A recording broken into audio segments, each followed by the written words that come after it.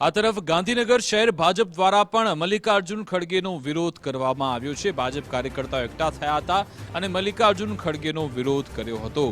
મૌન ધરણા પ્રદર્શન કરીને ભાજપ નેતાઓએ વિરોધ દાખવ્યો। ધારાસભ્ય રીટાબેન પટેલ અને મેયર મીરાબેન પટેલ પણ અહીંયા જોડાયા હતા। હાથે કાળી પટ્ટી બાંધી ભાજપ નેતાઓએ ધરણા કર્યા હતા।